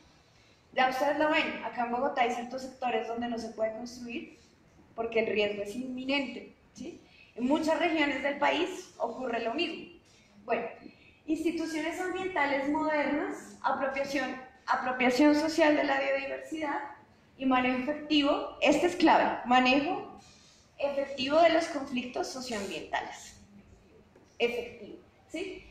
Ojalá las instituciones sean modernas. Todo esto nos corresponde a nosotros hacerle veeduría. Si le hacemos veeduría, mínimo lo que puede pasar es que aprendamos con cuando nos toque a nosotros, ¿sí? Y vamos a hacer que algo se mueva ese panorama político, ¿sí? Pasa, hay que ver cómo las cosas no le han resultado tan sencillas al gobierno de turno, en virtud a al despertar ciudadano, ¿sí? Una candidatura con más de 8 millones de votos, que puede no ser de ese candidato, pero una consulta anticorrupción que pese a que no generó transformaciones en el ordenamiento jurídico, sí puso a votar sin tamal y lechona a más de 12 millones de personas. Entonces la realidad cambia, si sea poquito, ¿sí? Entonces esto lo digo porque hay que ver cómo cambian las instituciones, qué tanto se van a modernizar. ¿Cómo se va a apropiar la biodiversidad y cómo se manejan esos conflictos ambientales? Digamos acá rápidamente. El sector minero energético y los servicios públicos. Desarrollo minero energético con responsabilidad ambiental. Seguridad energética para el desarrollo productivo. ¿Qué quiere decir? Garantizar que las empresas y los sectores productivos tengan energía para desarrollar sus actividades. ¿Y cuáles industrias o cuáles empresas? Incluso las mineroenergéticas. Aquí hay algo interesante. Tenemos que decir que hay una ley del 2015, que es la 1714, que está haciendo cada vez más la introducción de las fuentes de energía no convencionales, avanzar en términos de agua y saneamiento básico y otros. Sigamos, por favor. Bueno, ¿cuáles son las premisas que inspiran a Duque para este plan de desarrollo? Una fórmula mágica, que es legalidad más emprendimiento es igual a equidad, ¿sí? La legalidad es garantizar las condiciones de seguridad, sobre todo, y del Estado social de derecho, puesto para que impere la autoridad, la libertad, que impere la ley, la convivencia, ¿cierto? Porque es esa mirada conservadora de que el Estado social de derecho es fundamentalmente una entidad para ejercer autoridad en los territorios. Y es una mirada militarista, ¿sí? Centralista, ¿sí? Entonces, ¿qué se cree? Que si hay legalidad, llegan las empresas, hay emprendimiento, y en economía hay algo que es la teoría de Kuznets, que es, si hay legalidad, hay emprendimiento, por goteo, es como si bajara la redistribución de la riqueza. O sea, entre más empresas llegan, ¿sí? Entre más generación de inversiones se le permita a estos conglomerados, la gente va a superar la pobreza. Estamos viendo de nuevo una reedición de Uribe 1 y Uribe 2. Esto es Uribe 3, entonces por supuesto que iba a cambiar. Lo mismo, aquí una pregunta que quería dejar y es, dentro del emprendimiento hay una pregunta de campo con progreso, ¿sí? Aquí hay inquietudes, sigamos, yo les sigo contando, hay inquietudes fundamentadas en avanza la deforestación en el país. Y ojo que la deforestación no solo avanza por la extensión de la frontera agrícola o la ganadería. Preguntémonos por los monocultivos, ¿sí? Preguntémonos también si esa zona del piedemonte amazónico que se está deforestando no va a tener luego una vocación agrícola al servicio de ese emprendimiento que quieren allí. La Orinoquía, ¿sí? Hay 12 pactos, hay unos pactos regionales que hacen la proyección de cada región del país. Entonces es interesante ver cómo en la Amazonía va a haber pago por servicios ambientales, ¿sí? Entonces, esa reforestación, ¿cómo se va a generar? Se va a generar realmente en una conexión con los ecosistemas. Esto es un balance y es importante este balance porque este balance es un balance del TANE, es un balance de varias entidades, ¿sí? Esto era el campo, con esto presentar o decir que en el campo se mantienen brechas o profundas inequidades, ¿sí? Y ojo, siendo el sector donde más inequidades se mantienen en el país, sorprende que esa política de equidad no tenga apuestas decididas para la superación de las inequidades en el campo, ¿sí? Las inequidades en el campo son muchas veces más las inequidades que en las ciudades, ¿sí? Y depende de la ciudad, digamos. Bueno, esto es más de lo que les estoy diciendo, solamente una cifra. Mientras una persona en el área urbana en promedio estudia 10 años, en el área rural solo lo hace 6. La proporción de pobreza por ingresos, la plata que la gente tiene en el bolsillo para gastar, en áreas rurales es de 2,3 veces más que la de los habitantes en las ciudades. O sea, tenemos una deuda con el campo colombiano que es posible que en este gobierno no se resuelva. Entonces, primera pregunta para hacerle a este plan de desarrollo que habla de la equidad como pacto por el país, perdón, es cómo va a resolver las profundas inequidades del campo, ¿sí? Si solamente con agronegocios, las va a solventar. ¿Qué más hay? ¿Cómo se piensa la distribución de la tierra? ¿Sí? Y eso es profundamente ambiental, porque está hablando de que mientras la gente no tenga cómo subsistir en los campos, engrosa las ciudades. Engrosa todos esos cinturones de miseria de las ciudades. ¿Y por qué es profundamente ambiental? Porque este país podría ser productivo en temas agrícolas, ¿sí? Pecuarios, y estamos optando por economías de renta, como vamos a ver al final. Bueno, esta parte del diagnóstico, si quieres sigamos, este es el mantra, no lo olviden. Bueno, ¿qué hay? Colombia está en el puesto 40 entre los países que más emiten gases de efecto invernadero. Aquí una recomendación, los gases de efecto invernadero no solo se generan por la ganadería, como nos dicen, ¿sí? Está el sector minero energético con un importante aporte, incluso las hidroeléctricas, ¿no? Que nos las han vendido como energía limpia. El bajo desempeño en el uso del agua. El país consume 2,8 veces más agua que otros países de la OCDE. Las áreas de bosque que se han perdido, la minería de oro y el tema de gestión de riesgo. Pacto por los recursos minero-energéticos, un segundito. No olviden esto es más de lo mismo, es Uribe 3, pero sin ser equitativo, ¿sí? Y aquí uno tiene una diferencia con lo que pasa en otros países de la región, de cómo la renta petrolera, que es incuestionable si uno sea profundamente ambientalista, es mi caso, cómo la renta petrolera le sirvió a Lula para sacar a todas las personas, a millones de personas que sacó de la pobreza en Brasil. Pero acá, el crecimiento sostenible y la expansión de oportunidades, nuestra tarea como ciudadanía es ver que aunque sea, haya equidad, aunque sea. Listo. Aquí, una cosa clave, y me voy a quedar con esta última, bueno, la de arriba y la de abajo. Reservas de crudo hasta el 2024. Esto es información oficial de la Agencia Nacional de Hidrocarburos. Reservas de gas hasta 2029. O sea, tenemos un panorama en el que vamos a tener dependencia petrolera casi cuando se acabe este gobierno, ¿sí? O sea, los gobiernos de los mismos de siempre pusieron al país en la lógica de adaptarse a los vaivenes de los commodities. Desde la década del 90, ustedes lo pueden mirar, no tenemos ese tiempo de observarlo acá, pero ven cómo desde el 90 crece la participación del sector minero energético en el país, ¿cierto? Y ahora que raspamos la olla, ¿cuáles son los aportes que ese sector le hace a la sociedad colombiana? Entonces, uno le pregunta así en términos de la calidad de vida de la gente. Claro, pero es que miren, aporta 7,4 billones para el desarrollo de nuestros territorios.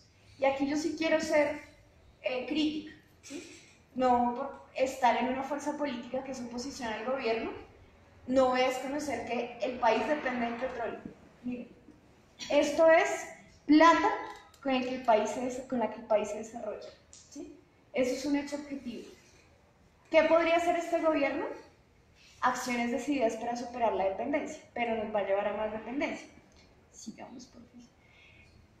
Bueno, que voy a terminar diciendo que se va a tratar de mejorar el bienestar con el tema de servicios públicos.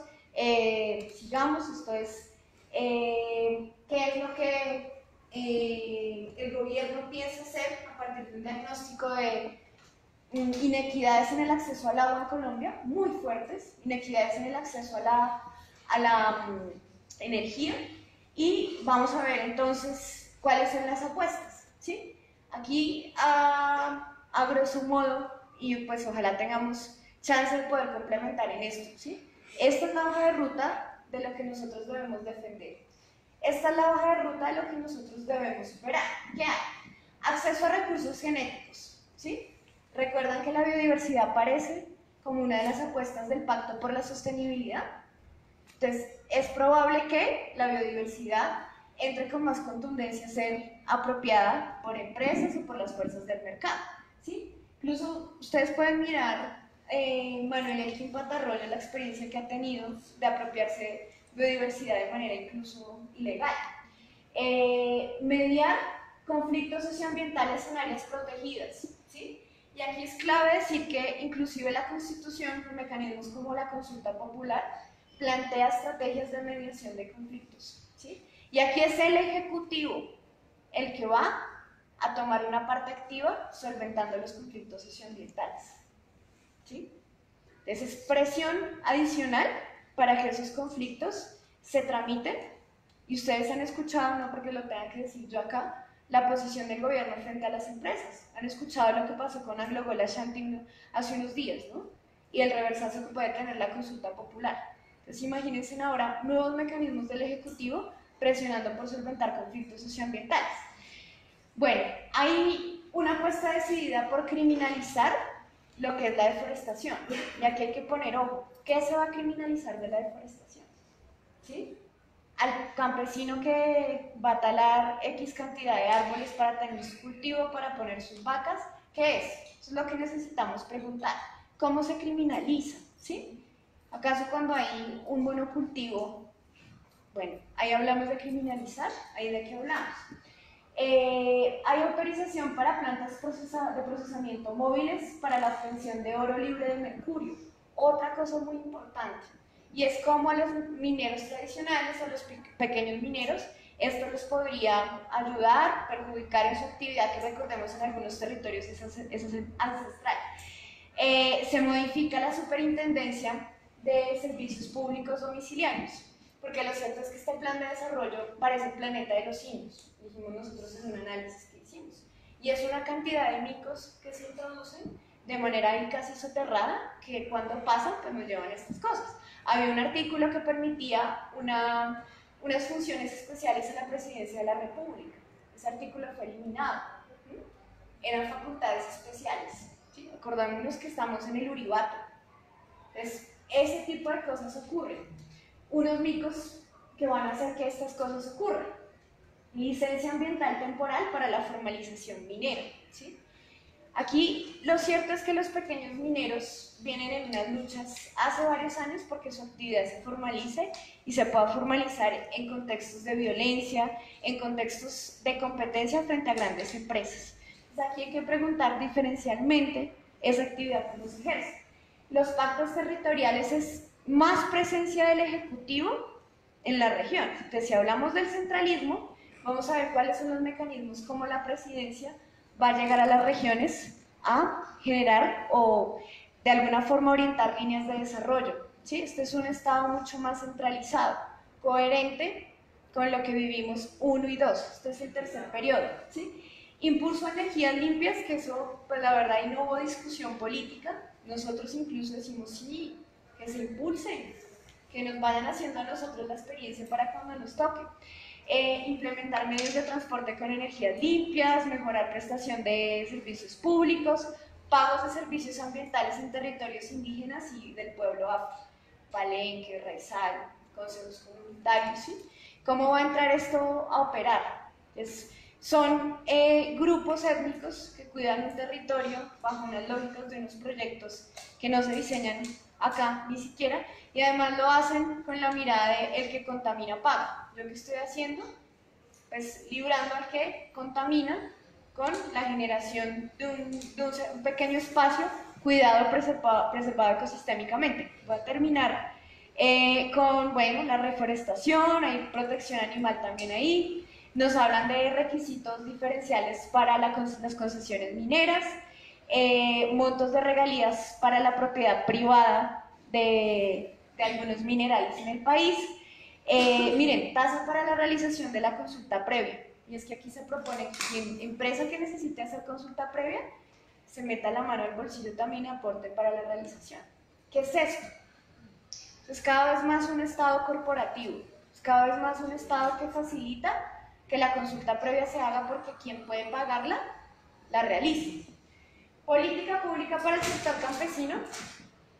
Los campesinos desde hace bastante, liderados por sus organizaciones, estos proyectos, incluso haciendo eco de estos proyectos e iniciativas en el Congreso, el senador Alberto Castillo, por ejemplo, ha peleado mucho por el campesinado como un sujeto de derechos en la Constitución.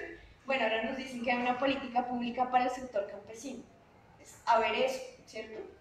¿Qué es la equidad? Ojo, las brechas de inequidad en este país están en el campo. Es un sector pendiente que nosotros identificamos, no se resuelve. La siguiente, las preocupaciones que quedan, ¿sí? Se ha hablado de la construcción de un puerto en Chocó. Estos días ha salido lo de Tribugá, ha estado en boga, ¿sí? Lo cierto es que en el plan de desarrollo no dice que sea Tribugá, dice que es un puerto. Tribugá y la carretera Ánimas-Nuquí están proyectadas como desde el 90, ¿sí? Entonces eso lo acabó de decir la directora del DANI, Gloria Amparo, del DNP. No, ahí no está explícito, pero está explícito pueden estar explícitos dos megaproyectos generadores de conflictos socioambientales, ¿sí? Entonces, las mismas comunidades han dicho, bueno, esos proyectos, ¿qué ventajas o cuál es la transformación en la calidad de vida de los chocuanos, por ejemplo? ¿Sí? ¿O no es un proyecto para el tránsito de mercancías hacia Buenaventura o conectar más el Chocó con Antioquia? ¿Sí?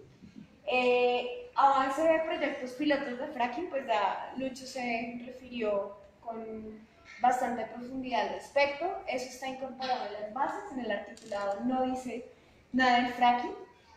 Se hizo una propuesta para que el fracking saliera, el aval del fracking saliera de las bases, ¿sí? La propuesta fue votada en contra por el bloque de gobierno, entonces por eso quedó esa posibilidad de otras exploraciones sobre el tema de hidrocarburos. Bueno, se me pasó poner en naranja, aumento de la meta de reforestación, porque es el compromiso decidido del gobierno de combatir la deforestación, y eso hay que observarlo con claridad. Cómo la Amazonía, como la Orinoquía entran a ser territorios para la reforestación. ¿Qué es reforestación? ¿Sí? Monocultivos, ¿qué es reforestación? Esa es la pregunta que hay que hacer. Y la disminución de las regalías que aportan empresas mineras. Aquí con la renta petrolera es otro caso, porque así uno sea de extrema izquierda, no puedes conocer que el petróleo es fundamental para las finanzas del país. Pero con la renta minera, sí hay estudios que la misma Contraloría ha avalado, hay unos abusos que cometen las empresas flagrantes, o sea, hay unas exenciones del pago de tributos, de todo lo que requiere la DIAN y todo lo que se requiere para que funcione una empresa minera, que las hacen aquí casi reinas en un paraíso donde hay minerales como el carbón, que ha desangrado el norte de Colombia, ¿sí? Y eso se profundiza. Además, aquí yo voy cerrando con una pregunta, y esta es una pregunta como sociedades. Esta es una matriz, la matriz energética del país, una lectura de cómo funcionamos respecto a la energía, de dónde proviene, ¿sí? Y aquí el petróleo, pues no solamente es fundamental para movilizar muchas cosas, ¿no? Además que si uno se mira, es lo que yo casi siempre digo, está casi vestido por petróleo. transformadas todas las cosas, lo que tiene es petróleo. Entonces, si uno depende en Colombia de hidroeléctricas, ojo, pero tiene el caso de Hidroituango, ¿sí?, en el que se probó sistemáticos fallos para la construcción de esa hidroeléctrica, pero además no tiene una autoridad ambiental que regule las hidroeléctricas, ¿sí? Una de las cosas que hay que empezar a hacer es exigirle a ese gobierno, dentro de la modernización de las instituciones ambientales, que cree una institución para que regule las hidroeléctricas, porque no hay. ANLA es una institución dedicada a monitorear la licencia que tiene que ver con el impacto ambiental. ¿Y quién se preocupa de cómo la infraestructura está construyéndose, de cómo avanza el proyecto? Si ya nos dimos cuenta acá que los interventores juegan del lado de los que construyen. Entonces, bueno, las hidroeléctricas tienen un papel importante en este momento en el país y lo van a seguir teniendo. El petróleo también, el gas natural, el carbón en una menor proporción, pero fíjense que la energía renovable avanza a un ritmo muy lento. Y aquí, para cerrar, es una invitación a... ¿Quieres? Pasémoslo. Bueno, el continuismo son planos, pasémoslo rápido, lo que hay para hacer de petróleo, ¿sí?, lo que hay para hacer de carbón y de otros minerales, lo que hay de proyectos estratégicos mineros, lo que hay además, creo que hay otro mapa, proyectos mineros de interés nacional, creo que hay otro más, no sé. Bueno, sigue, ¿sí? Aquí, pese a los compromisos del nuevo mantra de producir conservando y conservar produciendo, sigue la locomotora minero-energética. Quizás en menor medida, ojo, porque depende de los precios de los commodities. Entonces, con que quiero cerrar. De verdad, es urgente un esfuerzo de pensar cómo superar la dependencia de hidrocarburos y de minerales. Pero bueno, es un esfuerzo solo de Duque. Duque tiene una salida muy sencilla, y es continuar, ¿no? Así como tiene la salida sencilla el uribismo de volver a reacomodar cosas para hacer un tercer mandato. Nuestra salida no puede ser sencilla si nos oponemos a esto que yo les estoy mostrando. Si alguien dice, no, pues acabemos todos los hidrocarburos, bueno, encontrará gente que inteligentemente se resista, ¿sí? Pero ¿cuál es la salida? ¿Cómo dejamos de depender de los hidrocarburos? Es una pregunta clave, y vuelvo y les digo, atañe a toda la sociedad, a todos, no solo a los gobiernos, a nosotros como votantes, como ambientalistas, ¿sí? ¿Qué salidas proponemos? Hay que recuperar el campo. Entre otras cosas, porque lo que les mostré, hay una deuda de equidad casi eterna con el campo. El campo padeció la mayoría de los rigores del conflicto. La ciudad padeció un pobre conflicto armado. O sea que hay que reactivar el campo y reactivar la economía del campo, ¿cierto? Hay que buscar hacerla competitiva. No, que los aguacates son ridículos. No tiene que ser aguacate, ¿sí? Que alguien más docto pues nos explique, que alguien que se dedique a investigar qué puede ser productivo para el agro colombiano lo haga, pero con urgencia, porque al 2030, que está a la vuelta de 10 años, de una década, las condiciones ambientales del país van a ser otras, ¿sí? Entonces, reactivar el campo, ¿sí? Democratizar dos aspectos que estaban en la propuesta del plan de desarrollo que nosotros construimos y que no pudo llegar a ser plan de gobierno, ¿sí? Democratizar el saber, ¿sí? Ustedes ven sociedades que en el mundo han hecho de la tecnología, han hecho del avance en robótica, del avance en áreas que hace un siglo no se pensaban ni siquiera, han hecho el pilar de sus economías. Y a eso tienen que marchar estas sociedades. ¿Y qué es democratizar el saber? Garantizar educación, garantizar ciencia y tecnología como un patrimonio colectivo de la nación, ¿sí? ¿Qué otra cosa hay que democratizar? El crédito, ¿sí? Hay gente en este país que puede emprender y tiene sus negocios y se queda varada porque el sistema bancario, que gana con la renta minera, que gana con la renta de otros sectores económicos, además gana con la deuda de la gente, ¿sí? Entonces, transformar el campo, democratizar el saber y democratizar el crédito nos pueden permitir dar un viraje. No sé si nos saquen de la dependencia, pero el mensaje que siempre damos es hay que transitar hacia otra forma energética de existencia, en términos de qué es lo que nos provee a nosotros lo necesario para vivir. Y transitar solo va a pasar por empezar. Y si no empezamos, pues dependeremos de otros países en la provisión de hidrocarburos. Muchísimas gracias.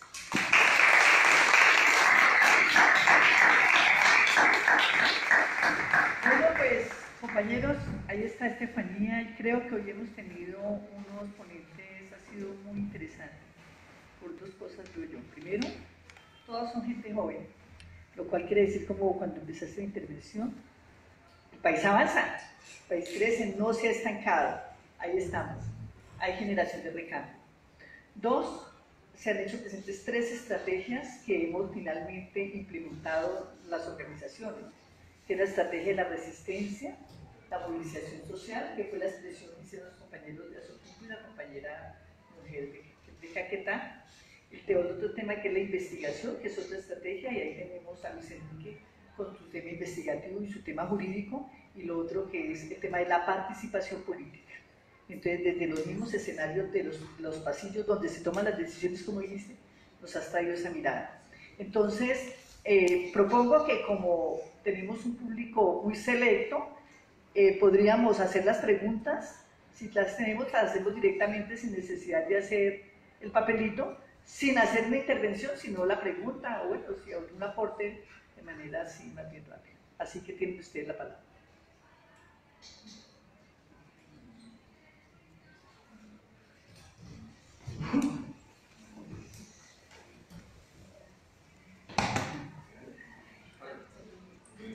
Nicolás. Para Estefanía, hay momentos clave este año desde ciudadanía pensando en los espacios políticos en el Congreso, sentido como proyectos, cosas que uno tiene que estar pendiente. ¿Este año? ¿2019? Sí, o los próximos, Ah, ese sí. escenario, el horizonte. Sí, pues estamos finalizando periodo legislativo, salimos el 20 de junio, pero ¿en qué están? En discusiones claves para todos los ámbitos pues, de la vida de la gente. Esta semana se debatió qué hacer con las personas que no prestan servicio militar. Pues nada, estar atento. O sea, la política sí se mete conmigo. La política me dice con quién me puedo casar o con quién no me puedo casar, a quién puedo amar, a quién no puedo amar, ¿cierto? Me dice además si puedo o no puedo entrar a una universidad. Entonces, fundamental estar ahí en el canal del Congreso, viendo qué se hace, movilizándose en redes, la invitación que hace Lucho, y además hay comicios este 2019 locales. Entonces, por ejemplo, en Bogotá tendremos oportunidad de elegir alcalde o alcaldesa, ¿sí? Presionar porque ojalá sea un mandatario o mandataria que incorpore muchos de nuestras preguntas. ¿Cómo lo hacemos? Pues mira, nosotros antes de estar en el Congreso hicimos pedagogía en la calle, nos poníamos y hablábamos con la gente y así por lo menos movilizas, por lo menos creas otro imaginario y elegir un buen consejo, ¿sí? ¿Qué es lo que pasa? Tú puedes tener un presidente como Duque, obtuso y ciego en muchas cosas, pero si tienes un Congreso crítico, por ejemplo, es un Congreso que va a decir, no, usted no puede llevar el país hacia donde quiera. Entonces tiene que ser un Congreso, tiene que ser un Consejo, en este caso, porque este año no elegimos Congreso, que tenga la claridad de decirle al mandatario para dónde va esta ciudad, que escuche la ciudadanía, creo yo. O sea, tomar parte activa, volver a hacer la política sexy, que la gente se interese de alguna manera. Y sí, es así. Bueno, ¿alguna otra participación? Si no es así, entonces aquí quedamos convocados a lo que nos han dicho los compañeros, a lo que nos dijo Stephanie, cómo vamos a hacer. Nosotros nos expresamos como alternativa de poder para efectivamente la transformación, pero aquí... Como me preguntas, yo aprovecho. El tema que se discutió también ayer en el Nuevo Centro Sur es que, por ejemplo, el problema que hay, pensando en los comicios, las votaciones de elecciones locales en octubre, que los candidatos prometen y no cumplen. Tomamos Duque como no el fracking, por ejemplo, que en la campaña dijo no al fracking, pero ya vimos lo que pasó. Ahora, la pregunta es, como tal vez tienen, no sé, los panelistas y los demás tienen conocimiento, si hay como páginas que la ciudadanía se puede informar sobre como el background, digo, para qué, porque uno puede prometer hablar y tiene todo otro, adentro hace otra cosa. No sé si hay páginas de transparencia, de candidatos, que puedan recomendar a la gente para informarse en vista de las elecciones. por ejemplo, si hay perfiles o organizaciones que se dedican a este tema que nos pueden indicar, porque a veces uno se queda corto en eso. Por ejemplo, un ejemplo que también Lucho presentó, Lucho de Azuquimbo, que se hacen foros donde el candidato se compromete a firmar un papel, ¿no?, de las posturas, posiciones, pero después hace otra cosa. Y yo creo que es cuáles instrumentos tiene la ciudadanía para informarse de forma más clara, para no caer nada más en las promesas de campaña. Sí, pues están páginas como Congreso Visible, Consejo Visible, como esas páginas que le hacen monitoreo a las corporaciones públicas. Puede ser unas, medios alternativos que están haciendo unos esfuerzos importantes. Yo sí tengo mucha gratitud por ese sector de la ciudadanía que se dedica a eso. Incluso hasta ver en los medios masivos qué ocurre. Y sobre todo yo creo que hay que tejer mucho, hay que generar mucho tejido social, juntarnos, charlar de esto, ¿sí? Esto es un espacio muy bonito, imagínate la oportunidad que tenemos nosotros de estar hablando de esto frente a personas que ni siquiera se han podido enterar de que el plan de desarrollo se aprobó el 2 de mayo. Entonces, ser creativos, creo que eso, y sobre todo interesarnos, volver a generar un interés, abandonar un poco el nihilismo al que nos condenan de que como las especies se acaban y el cambio climático, entonces ya a la muerte estamos condenados rápidamente. Yo quisiera agregar ahí algo rápido frente a una experiencia que tuvimos en el 2014 en una articulación con el ILSA. Hicimos en 6 municipios de Boyacá, por organizaciones sociales de los municipios, un diagnóstico comunitario en donde las organizaciones de esos municipios identificaban unos temas de su prioridad, por lo general salud, educación, transporte, medio ambiente, eran como los 4 que siempre estaban allí. Tercera edad también es algo que le preocupa a la gente. Y daban un diagnóstico, ¿no? Tantas escuelas tienen estas cosas, pero lo hacía la gente con acompañamiento nuestro. Y a partir de ahí se hacían unas propuestas. No sé, infraestructura para la escuela de yo no sé dónde, una brigada de salud para los ancianos que no pueden bajar en el pueblo y demás. Y convocamos a todos los candidatos y candidatas a la alcaldía, ¿sí? Y la gente le presentaba su propuesta, ¿sí? Y luego ellos firmaban un pacto de buena voluntad en donde se recogían estas propuestas. En la medida de lo posible hacíamos luego un acto simbólico en donde plasmaban sus huellas en un trapo y demás, en una tela, hacíamos una movilización ciudadana, y etcétera. Y en su momento yo era un poco escéptico y decía, ¿para qué sirve? ¿Sí? Tanto esfuerzo, porque representa un esfuerzo humano y un esfuerzo de recursos, ¿sí? Y si esta vaina tanto esfuerzo, esto se les importa un bledo, ¿sí? Sin embargo, ¿sí?, hay experiencias en 2 de estos municipios. Uno de ellos, que fue Tasco, revocó al alcalde en parte, ¿sí?, no digo en todo, pero al menos en parte, ¿sí?, porque estaban vinculados o tenían conocimiento del también se llama plan de desarrollo, ¿no?, el plan de desarrollo municipal y la propuesta de gobierno de ese municipio, porque nosotros lo estudiamos con ellos, y tenían exigencias concretas, ¿sí? Por ejemplo, que se le robaran los consejos de planeación territorial y que hubiera participación de las organizaciones que estábamos apoyando. Que el plan de inversiones, el presupuesto participativo se hiciera público y se dijera cuánta plata era y cuánto le iban a invertir y cuánto demás. Y eso empodera a la gente, digamos, le hace tomar realmente del presupuesto, del plan de gobierno, y luego es mucho más difícil pasárselo por la galleta, como decimos acá comúnmente. Eso es una experiencia que tiene resultados, digamos, depende de un montón de factores. Yo creo que fue clave que la convocatoria también fuera mediada por las ONGs, porque nos daba como una visión de neutralidad. Nosotros no estábamos haciendo proselitismo por ella o por él, sino que a todos le mandábamos la misma carta, no teníamos relación política con ninguno, y eso permite darle como un punto de neutralidad a la propuesta. Realmente depende mucho luego de la continuidad y de la movilización que tenga la gente. Muchísimas gracias, Luis Enrique. Entonces llamamos a la profesora Sonia, que nos va a clausurar esta... Yo quisiera agregar un par de cosas que de pronto pasé por alto, me demoró 3 minutos. Uno es, volviendo a lo del fracking, uno es el tema del uso del agua, ¿sí? Que creo que es uno de los debates más gruesos. Se utilizan hasta 14.500 metros cúbicos por pozo, ¿sí? Por cada uno de los pozos.